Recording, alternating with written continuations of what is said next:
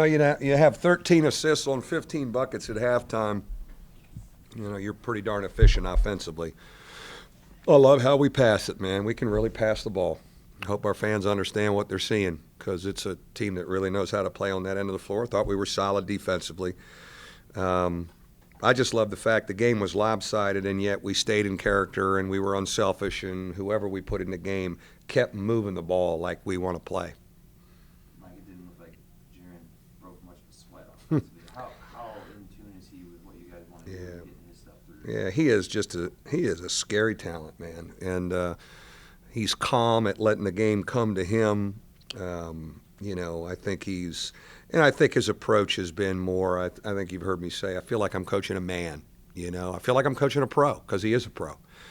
He prepares like a pro. His routine before the game, you probably saw him out there really early. His routine before practice, ever since he's been back, it's like dealing with a man. How do you teach prolific shooters who've maybe never had to pass the ball before in high school?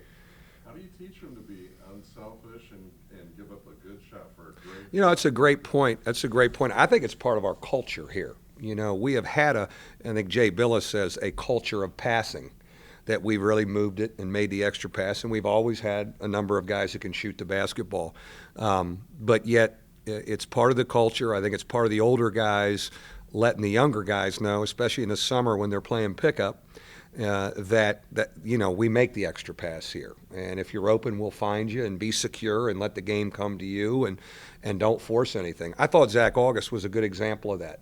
He made some great passes out of the post today. Only had 2 points at halftime. Then he starts running and rolling, and he starts the second half, and our guys find him. So it's again, the offensive. We've talked about how our focus has been defense to get better there, and we've made improvement. But my biggest thing was, can we score that thing and be efficient offensively again? And I think we have the ability to do that. How does Jaren know? Like, there are games where he eases into it and he's not involved early, and then other games just where he just feels like he can get any shot at any time from any spot. Yeah, I think he's the kind of guy that he kind of tries to get guys involved first.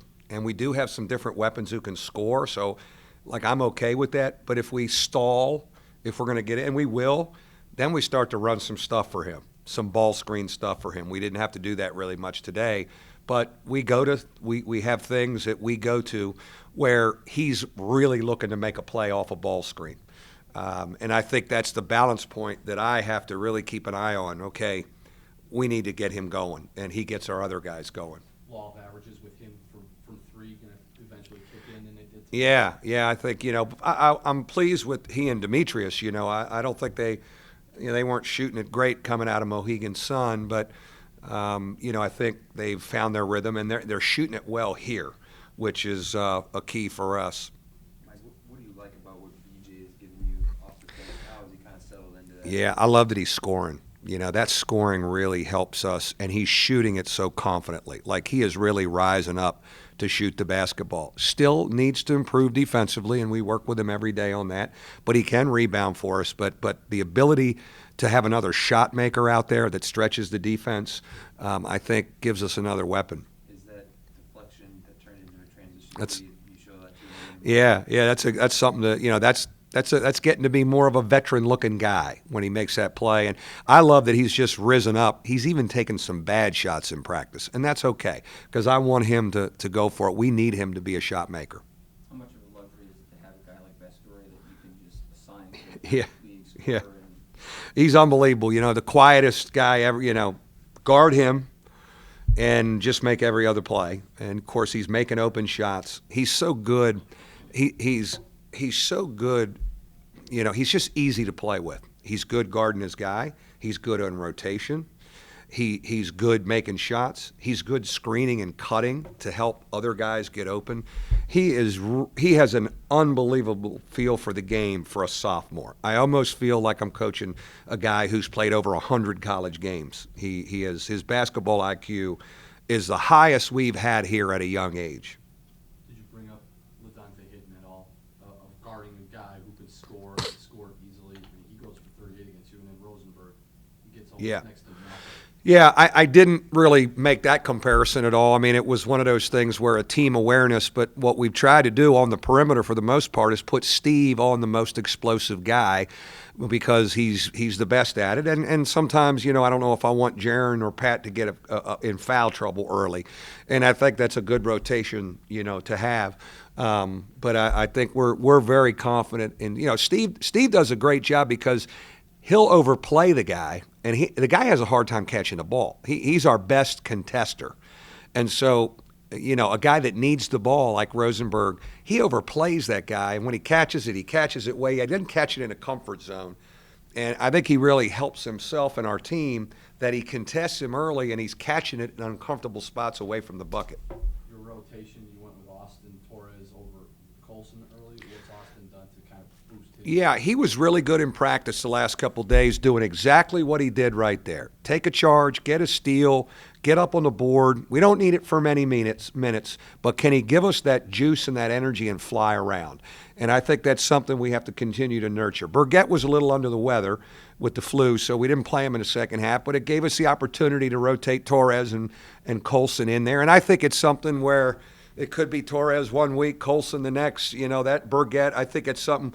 The thing is, we can't let any of them get too discouraged if they're not playing too much because we're going to need them all through the course of the season. You feel like these guys hit a home stride a little bit ahead of what's going to be his home games? Yeah. That's our first game of the season, right? That's our fans. They don't even know we played yet, right? First game of the season.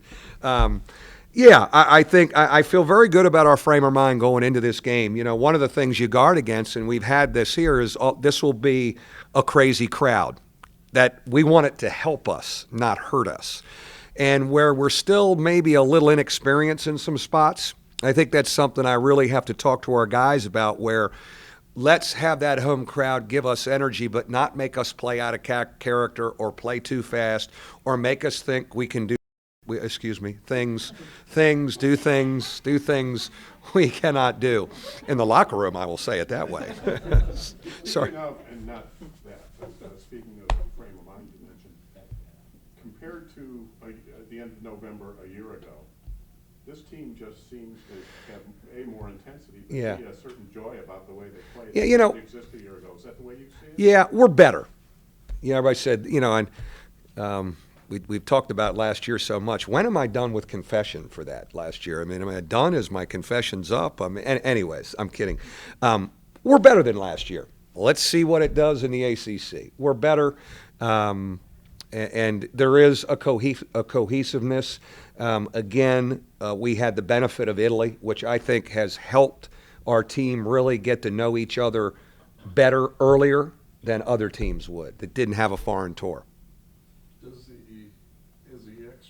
How is the extra pass reflected in those shooting percentages you have? Big time. That's where, you look at our numbers and our percentages, shooting 50% from the floor, for 7 games.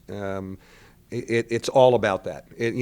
Our passing is why the shooting percentages are there. Again, we have shot makers, but we have really been able to keep moving it to find a great shot almost most of the possessions. We really have. Against Michigan State, how valuable is it to have that trait? Well, big time. And, Michigan State has the same trait. They play very much like us this year. They're not kind of pounding you inside and beating you up as much in the paint like Michigan State teams that we know. They're kind of 3 guards. They're 4 around 1. They're running and they're shooting threes with their perimeter guys. So it's a little bit different Michigan State than maybe we've been accustomed to watching. They're a very confident team. They pass the ball like us. They can really move the ball.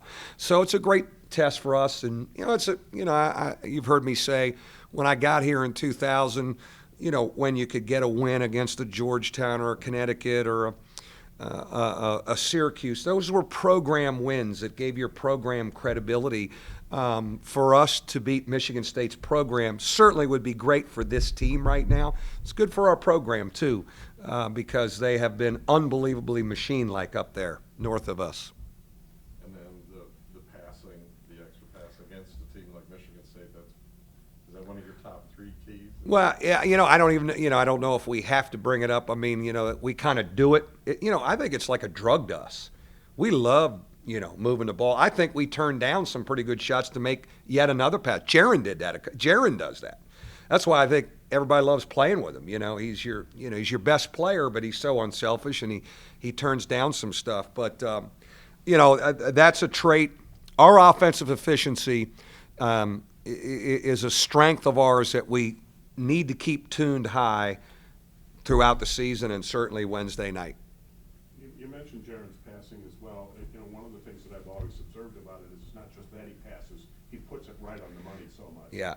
I noticed the last few games that Demetrius is doing the same thing now. He's starting to really hit his guys right in the sweet spot. Well, his Has he been real conscious much about better. working on it? His decision-making, and especially in transition, he has improved so much in that area. You know what I think helps him? Playing with Jaron Grant and watching some of the decisions Jaron makes. You can really learn playing with him and watching the decisions he makes. I've been very impressed with D in transition. He's been really good with that. And again, I think playing with Jaron helps. But our ability to get into the lane and find open guys on different kind of angles wherever. And I'll tell you, I think Zach August is passing the ball well. I thought the first half, they kind of jammed it on him. He made some excellent passes out. And yesterday, he did that in practice, and I think we got to keep talking about how important that is, him passing. Martin Gebbin, those two big guys can pass. Like, they go and find people when they don't have a great angle inside. So I think we love to do it.